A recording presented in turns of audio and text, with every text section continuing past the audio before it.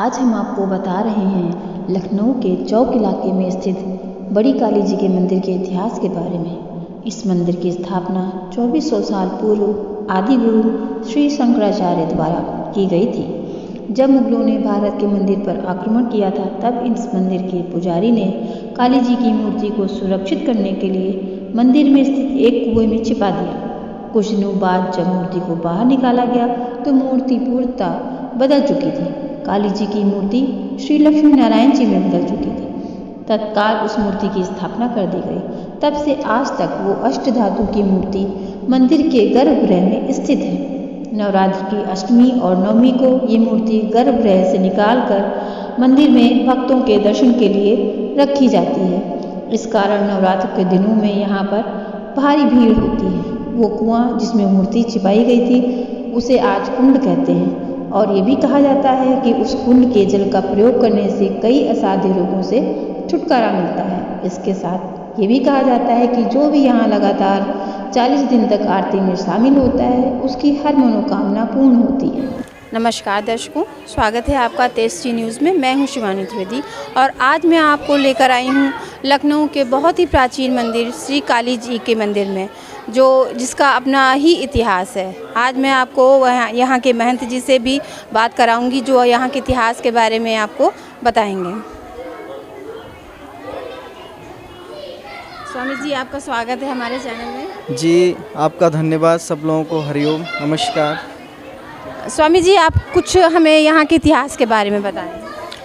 चूँकि यहाँ का इतिहास तो काफ़ी बड़ा है। यहाँ का जो इतिहास है तकरीबन 2500 साल पुराना रहा है यहाँ का इतिहास, क्योंकि आदि गुरु शंकराचार्य जी भगवान खुद आके उन्होंने यहाँ पे साधना की थी, तपस्या की थी। तो उसके दौरान माई ने तपस्या से खुश होकर माई ने उनको सौंपनी दिया कि मेरी यहाँ पे स्थापना कराइए। तो फिर उनने उसी समय यहाँ पे एक छोटी सी मूर्ति की स्थापना की और जब से ही मंदिर उसी समय से पूजा जा रहा है। काफ़ी भीड़ लगती है यहाँ पे और काफ़ी मान्यताएं हैं। यहाँ के मंदिर की काफ़ी शक्तियाँ हैं, शक्तिपीठों में से भी इनको गिना जाता है। यहाँ पे स्पिरिचुअल पावर काफ़ी ज़्यादा है, पॉजिटिव एनर्जी काफ़ी ज़्यादा है। आप जब लोग यहाँ पे आएंगे, यहाँ माई के दर्शन करेंगे तो आपको खुद अनुभव होगा कि ये मंदिर वाकई में अद्भुत है। यहाँ पे आके अच्छे आपको अनुभव होंगे। क्योंकि ये बोध गया से संचालित होता है, बोध गया की शाखा है, तो जो वहाँ की परंपरा है वही परंपरा यहाँ पे चलाई जाती है। यहाँ का जो इतिहास है मूर्ति के बारे में जो कहा जाता है, अभी तक हम लोगों ने सुना है, आप उसको थोड़ा सा बताइए। जी, मुग़ल कालीन शासन में चूँकि मुग़ल काफ़ी उपद्रवी थे, आतंकी थे, आतंक मचाते थे, मंदिरों की तोड़फोड़ करते थे।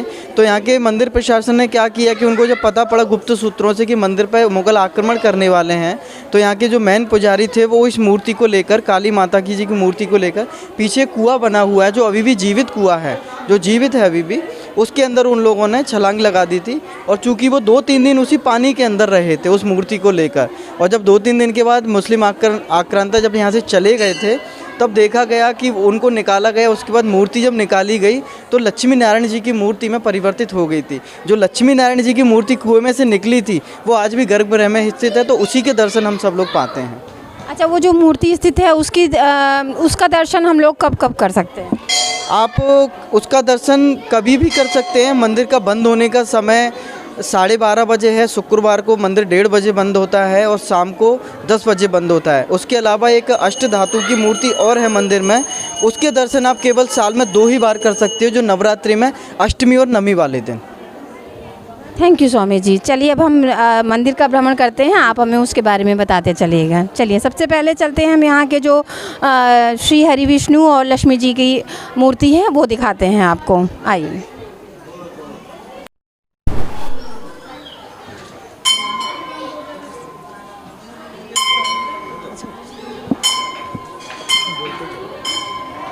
अब हम चल रहे हैं श्री हरि विष्णु जी और लक्ष्मी जी की माता के मूर्ति के दर्शन करने, जो आपको हम करीब से दिखाएंगे।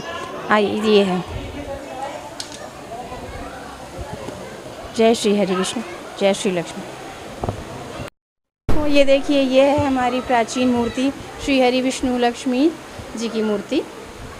कुछ इसके बारे में बताएं हमें पंडित जी। जी, क्योंकि ये जो मंदिर का मेन गर्भगृह है, यही माता की स्थापना है। यही पहले काली माता की मूर्ति के रूप में स्थापित थी, जो अब जब कुएं में से जब निकली थी तो ऐसा चमत्कार हुआ था कि लक्ष्मी नारायण जी के रूप में परिवर्तित हो गई थी। जो ये लेफ़्ट साइड है वो लक्ष्मी जी का है, जो लेफ़्ट ये वाला है वो नारायण जी का है। तो लक्ष्मी नारायण जी के रूप में अभी ये मूर्ति स्थापित है और सारी शक्तियाँ यहीं से उत्पन्न होती हैं और माता को, पूरे मंदिर को यहीं से शक्ति मिलती है। आरती का क्या क्या टाइम है, सुबह का और शाम का? सुबह आरती 8 बजे होती है और शाम को भी आरती 8 बजे होती है। जब कुछ परिस्थिति ऐसी होती हैं, जैसे कि कभी ग्रहण पड़ता है, तो आरती को आगे पीछे कर लेते हैं भक्तों की सुविधा के अनुसार। दर्शकों, अब हम आ गए हैं माँ संकटा देवी के मंदिर में, जहाँ की मान्यता है कि जब कभी पहले लोग अपनी जवान काट कर चढ़ाते थे या उनकी किसी वजह से कट जाती थी, यहाँ पर लेकर आते थे तो वो अपने आप जुड़ जाती है। और ऐसा भी कहा जाता है, आइए अंदर, ऐसा भी कहा जाता है ये जो भैरव बाबा हैं, ये लखनऊ में एकमात्र भैरव बाबा हैं और लाल भैरव, और जो हमारी माता जी हैं वो कहा जाता है उनके अलग अलग स्वरूप देखने को मिलते हैं हमें। सुबह को इनका अलग स्वरूप होता है, दोपहर में मूर्ति का अलग स्वरूप होता है और रात में इनका रौद्र रूप हो जाता है, ऐसा हमें बताया गया है। आप बताइए कुछ। जो थोड़ा भी साधना में जिसने साधना की होती है, जो जिसको थोड़ी बहुत दिव्य दृष्टि मिल जाती है, वो इस रूप को अपने आंखों से साक्षात देख सकता है कि माता का जो रूप है, माता का जो फेस है, जो चेहरा है, वो दिन में 3 बार परिवर्तित होता है। सुबह माता हल्का सा मुस्कुराती हैं, दिन में शांत रहती हैं और शाम को इनका चेहरा रौद्र रूप का हो जाता है। जिसकी थोड़ी साधना बड़ी चढ़ी रहती है वो इस चीज़ को खुद फील कर सकता है। तो अभी आपने सुना माँ संकटा की महिमा के बारे में। माँ संकटा जो हमारे हर संकट को दूर करती हैं। जय माँ संकटा की, जय माता की। दर्शकों, ये देखिए, ये मंदिर का वो कोना है जिसके बारे में कहते हैं कि यहाँ पर सबसे ज़्यादा पॉजिटिव एनर्जी है। बाहर से भी, विदेशों से भी जो टीम आई थी यहाँ पे जांच करने के लिए, तो उनका भी पैमाना जो यहाँ पर फेल हो गया था आकर। अब इसके बारे में हमें स्वामी जी कुछ बताएंगे। स्वामी जी, कुछ समय पहले यहाँ पे, काफ़ी सालों पहले फॉरेंसिक टीम आई थी विदेश की, जो टीम काम करती थी पॉजिटिव एनर्जी के ऊपर कि कहाँ पे कितनी सकारात्मक और कितनी नकारात्मक शक्ति है। तो लगभग पूरे मंदिर के प्रांगण में काफ़ी पॉजिटिव एनर्जी उन्होंने पाई थी कि चारों तरफ पॉजिटिव एनर्जी का लेवल काफ़ी ज़्यादा है। और जब वो इस पॉइंट पर आए थे तो उनकी मशीन भी पैमाना बताना बंद कर दिया था, मेजरमेंट कर नहीं पाई थी कि यहाँ पर इतनी सारी पॉजिटिव एनर्जी कैसे है। एक्चुअली जो है वो, जो ये टीला था, टीले के ऊपर ही शिव जी के उद्गमन हुआ है और शिव जी का ही यहाँ से एक उद्गमन हुआ है। एक पहाड़ है, टीले के ऊपर ही शिव जी का स्थान है और चूँकि यहाँ पे एक समाधियाँ भी हैं काफ़ी सारे संत महात्माओं की, इसलिए यहाँ पॉजिटिव एनर्जी काफ़ी ज़्यादा है। ये है शंकर जी का मंदिर। आओ अंदर। जय भोलेनाथ। दर्शकों, अभी आप देख पा रहे हैं ये शिव जी का विशाल शिवलिंग। स्वामी जी, शिवलिंग के बारे में कुछ बताएं हमें। ये शिवलिंग काफ़ी अद्भुत शिवलिंग है, चूँकि ये कहीं से बनाया नहीं गया है। नीचे से एक पत्थर आया था, वो पत्थर की गहराई किसी ने नापा था तो उसको नाप नहीं पाया था क्योंकि वो पहाड़ काफ़ी अंदर था। तो उसी पहाड़ की ये टीला है, उसी टीले पे ये शंकर जी भगवान की शिवलिंग निकला है। तो दर्शकों, आप देख पा रहे हैं ये महान शिवलिंग, इसके आप लोग भी काफ़ी करीब से दर्शन कर सकते हैं। जय भोलेनाथ। दर्शकों, अब हम आ गए हैं यहाँ पर मंदिर है जिसका नाम है महाकाल भैरवाय नमः। ये भैरव जी का मंदिर है, जैसा कि आप देख पा रहे हैं। थोड़ा करीब से दिखाइए। स्वामी जी कुछ हमें बताएंगे भैरवनाथ जी के बारे में। भैरव बाबा की प्रतिमा के बारे में भी काफ़ी अद्भुत रहस्य है। यहाँ के पुराने जो बुजुर्ग हैं, पुराने पुराने लोग हैं, काफ़ी अद्भुत इसका रहस्य बताते हैं। क्योंकि ये मंदिर पहले से खुला रहता था, तो यहाँ पे एक जो प्रतिमा है जो आप देख पाएंगे सामने जो देख रहे हैं, वो प्रतिमा दिन में 3 बार अपना आकार बदलती थी। पूरी प्रतिमा सुबह छोटी होती थी, शाम को दिन में थोड़ी बड़ी हो जाती थी, रात में अपने पूर्ण रूप में आती थी। क्योंकि यहाँ पे इनको देखकर काफ़ी भीड़ लगने लगी थी, इसलिए हमने इसको पूरा बंद करा दिया है और उनको वस्त्र बना दिए हैं बाबा को। तो अब क्या इनका आकार घटता बढ़ता है? हाँ बिल्कुल, अभी भी घटता बढ़ता है, लेकिन हम खोलते नहीं हैं उसको, क्योंकि उनको देखने में अपमान होता है। निर्वस्त्र किसी देवी देवता को देखना नहीं चाहिए, इसलिए हम उनको कपड़े पहना के रखते हैं। पहले इनको कपड़े पहना के नहीं रखा जाता। तो जैसे ये केस में अंदर हैं, तो कभी केस से बड़ा आकार नहीं हुआ है प्रतिमा का? हाँ, केस से बड़ा आकार नहीं हुआ है, इसी आकार में छोटे बड़े होते हैं। मैक्सिमम यही रहता है। मैक्सिमम का जो मूल आकार है वो यही है। ठीक है। ये है कुंवर जी की मूर्ति, इनके बारे में भी कुछ कहा जाता है, जो जिसमें सत्यता स्वामी जी को। काफ़ी पुराने समय की बात है कि यहाँ पे कुंवर जी आते थे पूजा करने के लिए, माता के काफ़ी बड़े भक्त थे।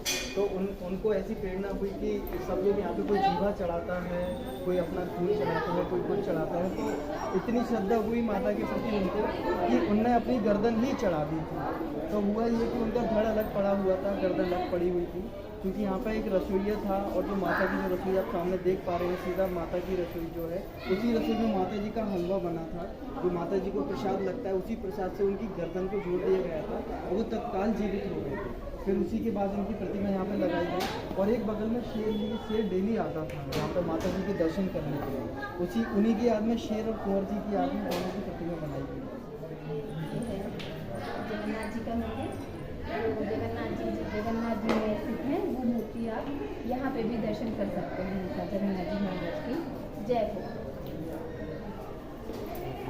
ये जगन्नाथ जी की जो प्रतिमा है वो हमने जगन्नाथपुरी से ही बनवाई थी। और चूँकि यहाँ पे मोमडनों का क्षेत्र है, चारों तरफ मंदिर के मोमडन ही रहते हैं, तो उसको धार्मिक दृष्टिकोण से देखते हुए सबसे बड़ा मेला जो हमारे लखनऊ का लगता है वो हमारा ही लगता है जगन्नाथ यात्रा का। तकरीबन लाखों लोग हमारी यात्रा में शामिल होते हैं जगन्नाथ जी की जब यात्रा निकलती है। जैसे जगन्नाथपुरी में जो यात्रा निकलती है उसी का स्वरूप हम यहाँ देते हैं। उस दिन मंदिर बहुत सस्ता है, बढ़िया भंडारा होता है और काफ़ी सारे हिंदू एकत्रित होते हैं इस धार्मिक अनुष्ठान में। ये कब होता है जगन्नाथ जी का मेला? जो जगन्नाथ जी का मेला पुरी में होता है उसी समय हमारे यहाँ अप्रैल में होता है। अप्रैल में। तो दर्शकों, अप्रैल में आप लोग आकर यहाँ जगन्नाथ जी के मेले का आनंद लेते हैं।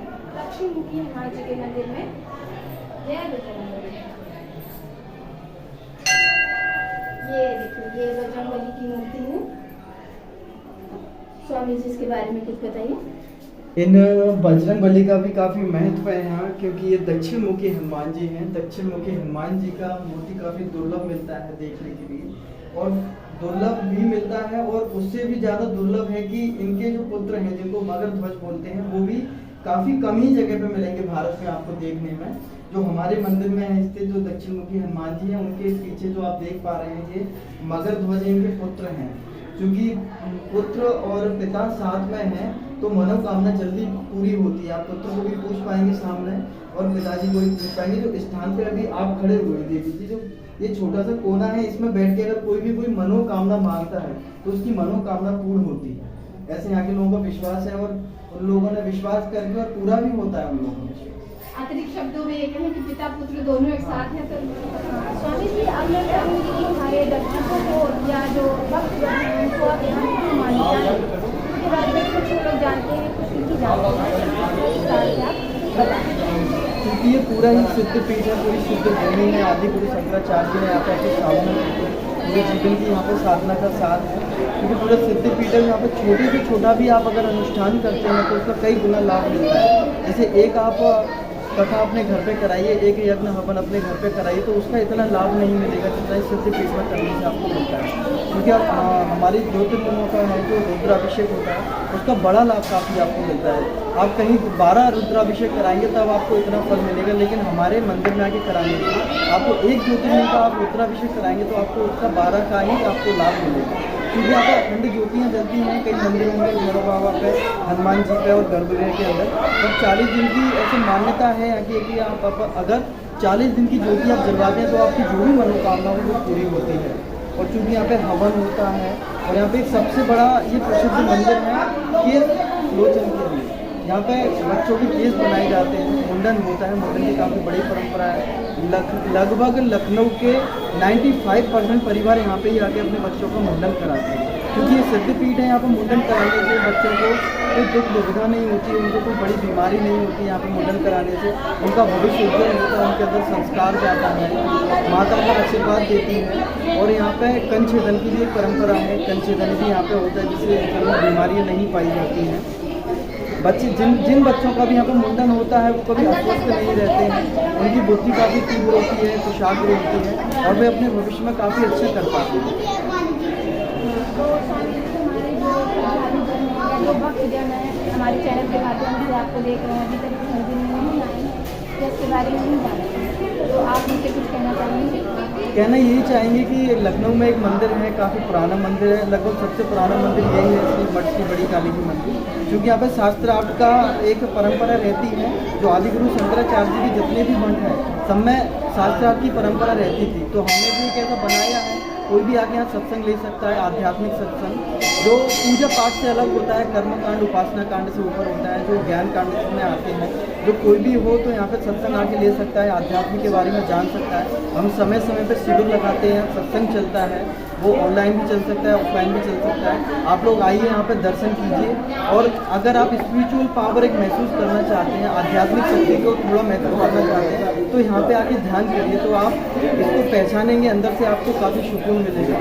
जितनी भी आप चिंताएं लेकर आएंगे, माँ के रूप में समर्पण करिए, माँ के चरणों में समर्पित करिए, और आप बैठिए, केवल बड़ी से बड़ी समस्या का आपका समाधान यहाँ पे आके हो जाता है। 40 दिन वाली बात।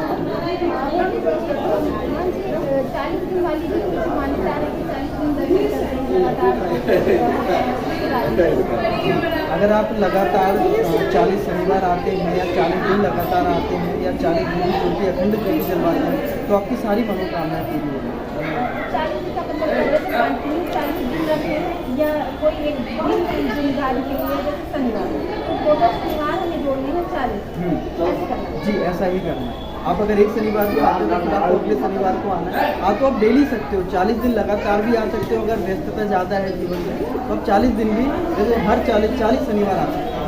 कोई भी दिन हमने निर्धारित करिए, चाहे वो रोज वाला 40 दिन हो, और चाहे कोई भी एक डे जो निर्धारित कर लिया, चाहे सैटरडे हो, मंडे हो, या कोई भी जो हमने सोच लिया कि 40 दिन आना चाहिए। वो अपनी मन्नत के लिए हम रख सकते हैं, और महसूस कर सकते हैं कि हमारी जो भी मनोकामना होगी वो पूरी होगी। वैसे भी कहते हैं भगवान के चरणों में आकर हमारी सारी समस्याएं, सारी परेशानियां दूर हो जाती हैं। तो यहाँ पर आइए, अपनी सारी समस्याएं, सारे भगवान आपकी सारी समस्याएं दूर हो जाएंगी, और यहाँ मंदिर की पॉजिटिव एनर्जी को आप जो हमने आपको कोना दिखाया उसको आप खुद महसूस करेंगे। क्या आपने अभी दर्शन किया लखनऊ के बहुत ही प्राचीन मंदिर श्री काली जी के मंदिर को, जहाँ पे काली जी का और मूर्ति आपको दिखाता है यहाँ पे श्री हरि विष्णु और लक्ष्मी जी। इसी के साथ मैं ये यात्रा समाप्त करती हूँ। मैं शिवानी द्विवेदी फ्रॉम तेज।